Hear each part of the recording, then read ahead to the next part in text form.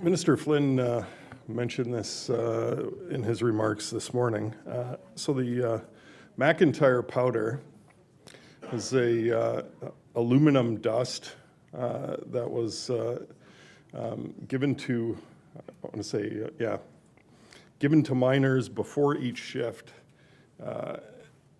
And I think the best way in the context of today's discussion to describe it would be as an extended, decades-long human experiment on the measured application of nanoparticles to be inhaled by these miners in what was meant to be fixed quantities each day for the prevention of silicosis, was the theory, although it's sort of emblematic of the quality of the research that went into it before they just unleashed it on all these miners, that in fact the explanations that the McIntyre Research Foundation came up with for why they thought it worked multiplied over time, and there was never one that was settled as being the final explanation for that.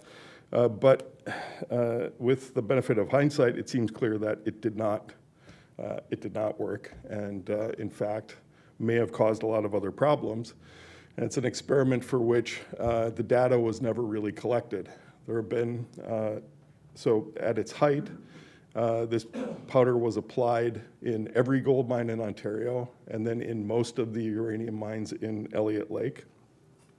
It was also aggressively marketed around the world to other countries, many of which were wise enough to turn it away, but Australia used it in significant quantities in their gold fields. And then when it became the subject of public scrutiny in 1979, when the Fifth Estate aired a documentary on the practice, and our Minister of Labor then was a doctor named Dr. Robert Elgee, who was, by an account we received from somebody who gave him his first briefing on the topic, shocked and horrified by the practice.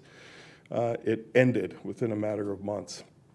There was a study published in The Lancet by researchers primarily from the University of Toronto in 1990 that showed a statistically significant dose-response relationship between the aluminum exposure and cognitive impairment.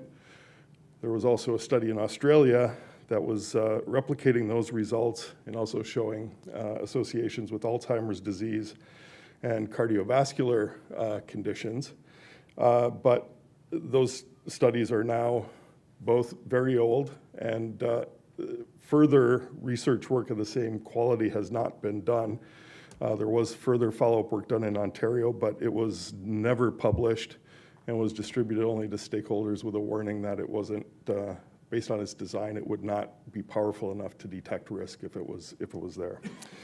So the minister mentioned that we've now been given some additional funding to research and assist workers with WSIB claims. So the second part of it involves the sort of things that we usually do, which is to do retrospective exposure assessments and occupational medical assessments, and where it's appropriate to file a WSIB claim, one of the doctors that works with us will fill out a Form 8 and send that into the WSIB and so on. And really that remains the heart of what we're doing with these cases. So when we talk about OCOW doing research, we have gone in to have intake clinics where workers or families of deceased workers have come forward, and we've gone into more detail, I think, than usual with this large number of cases on what were the exposures of those workers. So when you think of thousands of miners exposed, we have in our queue, in our database or in our queue being entered into the database, about 425 workers currently. And Janice Martel, the community organizer who really resuscitated this issue based on her father's health effects, has another 200 who have not come to OCOW yet anyway. So, it's a relatively small number of self-selected people, but to make up for that, or to do what we can, we've gone whole hog on getting the exposures, doing detailed health and exposure questionnaires of occupational exposures for every job the worker has had. Non-occupational exposures, drinking water, prescription drugs. So that at the intake clinic, it took 2 to 3 hours to do the complete round.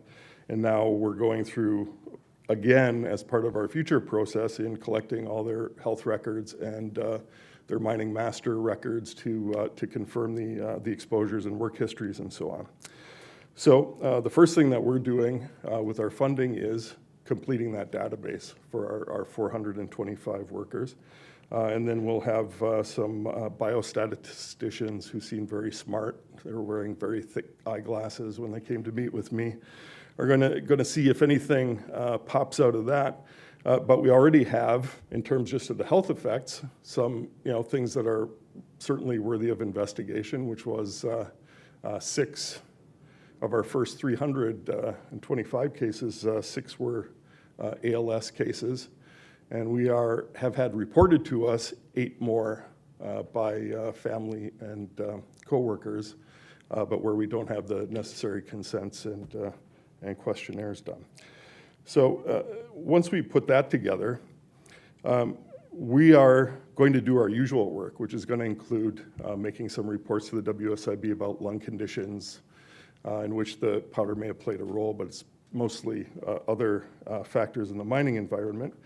But we're also connected with researchers who are doing ongoing work on aluminum.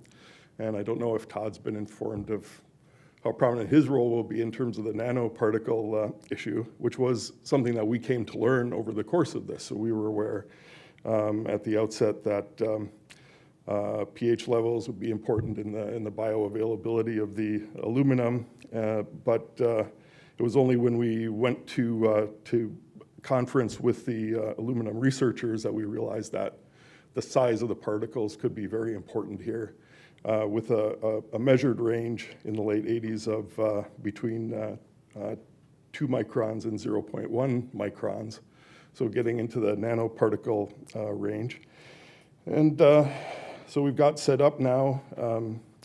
We're organizing a pilot study at McMaster with the group that Dr. Chettle works in, the radiation biology lab, to bring some miners down for bone aluminum measurement, and also to try to correlate that with a urinalysis method developed in England for measuring body burden of aluminum over the course of 48 hours. And let's see, let's skip ahead to that. Then we've got the Northern Ontario School of Medicine is going to run some computer models in the future, work on genetic testing with us. They are right now looking at the powder itself. That's also going to happen at Keele University in England.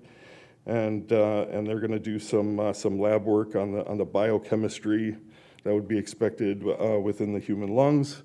And we're also now establishing a relationship, hopefully, with the Swiss researchers who are working on nanoparticles in diesel emissions, which is another exposure in the mining environment, because again, not just for the lung conditions, but probably also for the neurological conditions, there are a whole host of potential causal factors in the mining environment. So we are hoping to provide access to data and to miners themselves, to these researchers, to move that ball forward in terms of sorting that out.